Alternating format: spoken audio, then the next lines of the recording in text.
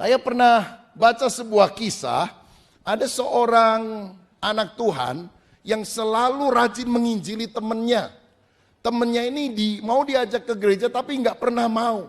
Sampai udah berkali-kali, akhirnya temannya kesel. Dia bilang, oke lah, aku datang ke gereja, tapi cuma sekali ini ya.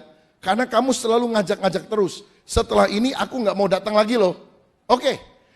Temannya pikir setelah dia datang ke gereja, mudah-mudahan dengar khotbah yang bagus, dia bertobat. Dia datang terus ke gereja.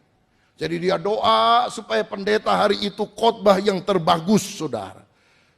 Tetapi pada hari Minggu, ketika dia ajak temannya yang susah banget pergi ke gereja, nggak tahu gimana, pendeta khotbah tentang silsilah Adam. Belum pernah itu terjadi sebelumnya. Silsilah tahu, Adam punya anak, mati. Anaknya punya anak, mati. Anaknya punya anak, mati. Ini kan kayak lagu zaman dulu. Teko, teko, teko, tek. Anak ayam turun 10. Mati 1 tinggal 9. Mati 1 tinggal induknya. Kira-kira begitu, saudara. Saya mau bacakan Kejadian 5. Ini contohnya. Pada waktu dia dengar khotbah, ayat 5. Jadi Adam mencapai umur 930 tahun, lalu ia mati. Jadi diceritakan tentang Adam sampai dia mati. Ayat 8. Jadi Set mencapai umur 912 tahun, lalu ia mati. Ayat 11.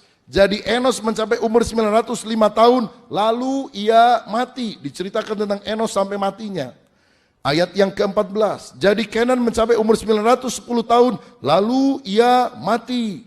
Ayat 17, jadi Mahalalel mencapai umur 895 tahun, lalu ia mati. Ayat 20, jadi Yared mencapai umur 962 tahun, lalu ia mati.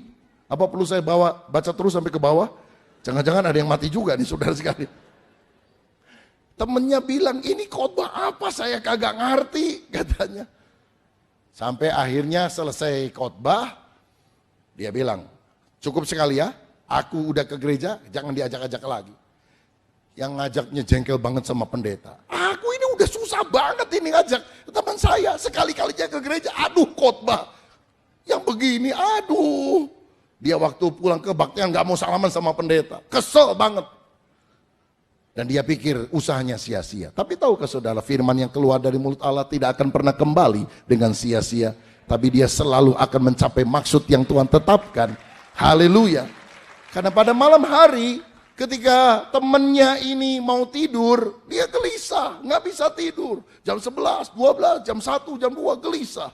Dan sementara dia gelisah, ada satu kata yang paling sering dia dengar hari itu terngiang kembali. Dan kata itu berbunyi, lalu ia mati.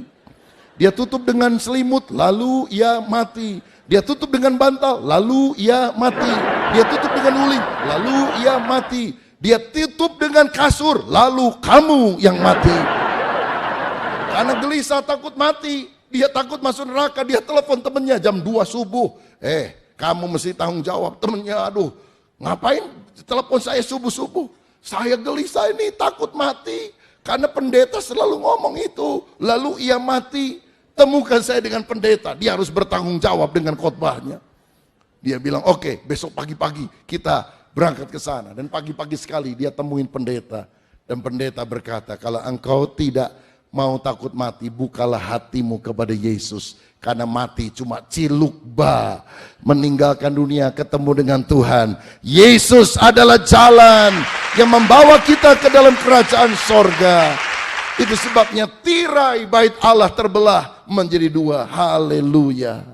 Bukan amal perbuatan kita, tetapi pengorbanan dan kasih karunia Kristus.